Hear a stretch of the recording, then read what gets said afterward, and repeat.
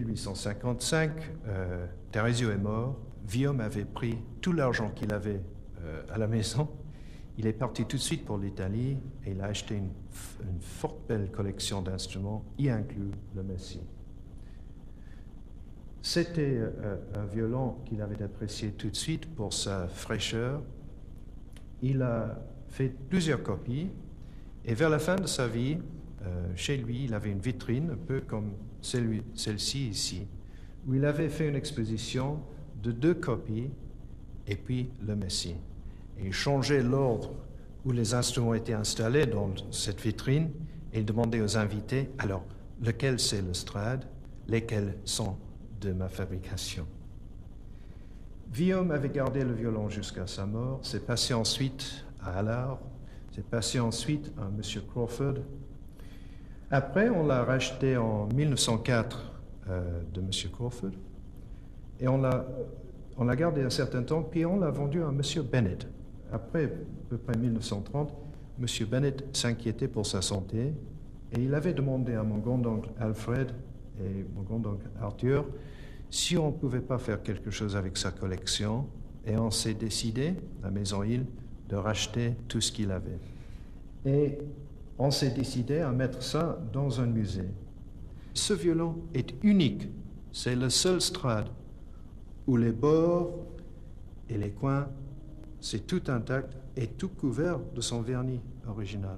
Jusqu'à ce point qu'on peut presque voir les coups de pinceau de Strad. Il reste presque exactement comme il est sorti des mains de Stradivari. Il y a une conception qui est magnifique. On est dans la présence d'un dieu presque. Alors, le Messie est arrivé à Londres après son voyage, qui n'était pas sans incident, et c'était dans les mains de M. Crawford quand Joachim a écrit en 1891 qu'il avait joué là-dessus et que sa mémoire ne pouvait pas oublier la sonorité du Messie, qu'il a trouvé exceptionnelle.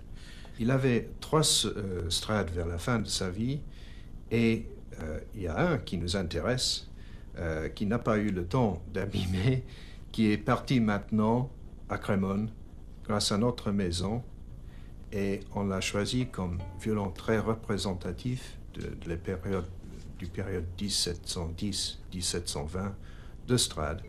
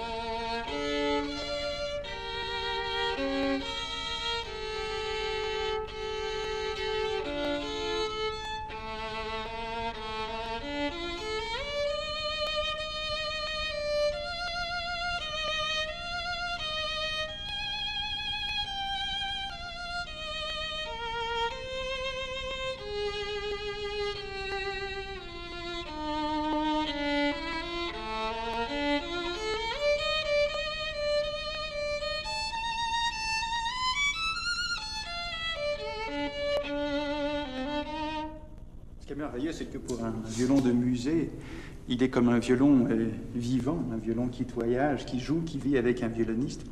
Et ça, c'est grâce au professeur Mosconi qui passe ses heureuses journées à jouer ses violons. C'est fantastique parce que beaucoup de ces violons, quand on les sort d'une cage de verre, ils sont un peu morts, ils dorment. Lui, il ne dort pas du tout, il est très vivant, il est plein de cette lumière de Crémone. C'est formidable. Il me touche beaucoup, ce violon, personnellement, parce que je le considère un peu comme le grand frère du mien, de ce fameux Koranski de 1717. Celui-ci est de 1715.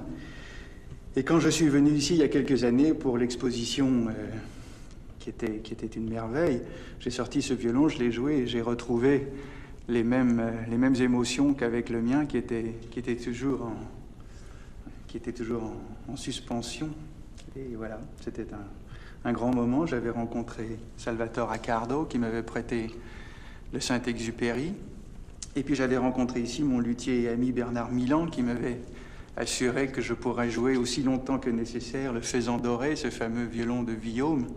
Villaume qui a tellement fait pour Strad. Et alors c'était une très grande journée de venir ici. Et voilà, maintenant le Koranski est là et son grand frère, ils se retrouvent tous les deux. La différence entre ces deux violons, je pense, c'est que le Koranski a une luminosité qui se rapproche plus de la lumière de la lune. Ça, c'est une lumière méridionale, très, très ensoleillée. Et le Koranski, il a une lumière plus slave, un peu plus intérieure, qui me convient parfaitement. Mais entre les deux, bien sûr, c'est un monde magique qui se développe. L'histoire de Crémone ne consiste pas uniquement de Stradivari et ses violons. C'est la famille Amati qui nous intéresse. Et dans cette vitrine, il y a plusieurs exemples de la famille Amati. Et Stradivari avait commencé son travail comme sculpteur en bois. Et on a trouvé assez récemment, dans les années 50, que le voisin de Stradivari à cette époque-là, c'était Niccolò Amati. Donc, vous avez là Stradivari qui commence à sculpter en bois, et puis il y a un luthier à côté. Heureusement pour nous, parce que Strad avait un œil qui était précoce pour son âge. Il avait tout de suite reconnu le travail d'Amati, et à 16 ans, on a les premières épreuves de son aptitude, de son excellence.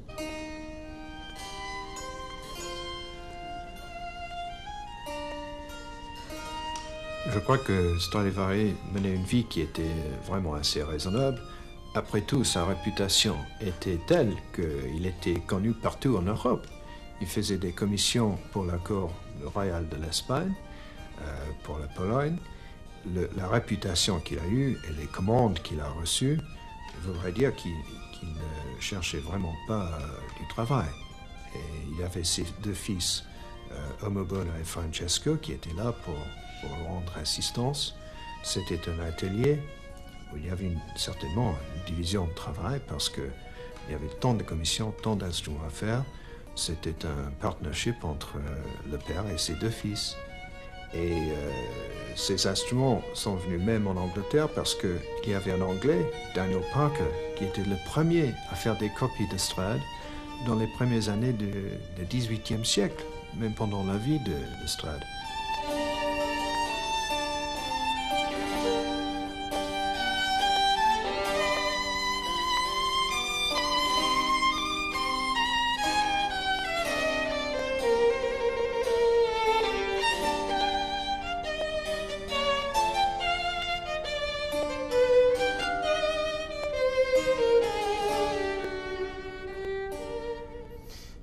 Le vernis de Strad a été le sujet de beaucoup de recherches. Jean-Baptiste Vium était un des seuls qui avait vraiment presque trouvé le vernis de Crémone.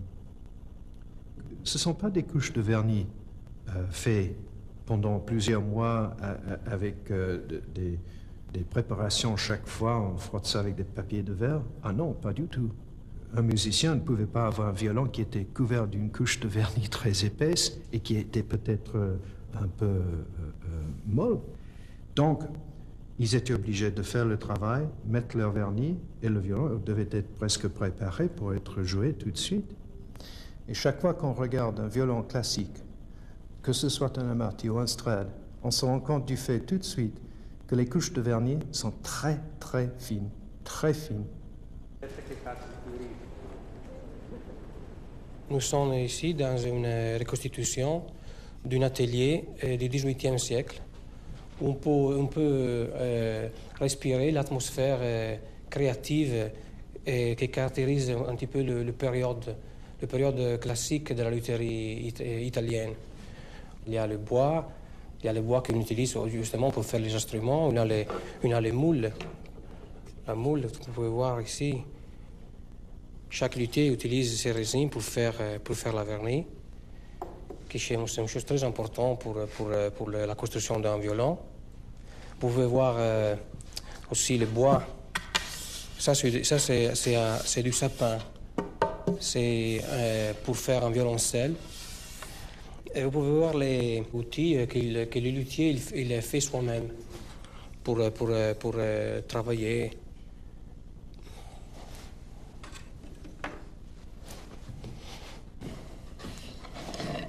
Ça, c'est un morceau de rable, un bois très dur qui s'utilise pour faire le fond. C'est la part arrière du violon. C'est un bois très dur qui vient de la Yougoslavie, il vient utiliser pour faire le fond, pour faire les éclisses et pour faire la tête du violon. Celui-là, c'est du ébène, c'est des bois plus durs, c'est pour la touche. Les moules, les vieux moules.